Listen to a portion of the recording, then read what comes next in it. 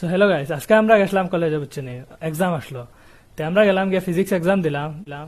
বাইরে আমরা লক্ষণ তারে দেখলাম এক্সাম কিরকম হইলো। হ্যাঁ তো উঠে হয়, হ্যাঁ ফিজিক্সের স্পেলিংও যায় না। পরে দেখা হয় সরম পেয়ে হেলমেট লাগায় তার মুখ লুকাইতে স্যার।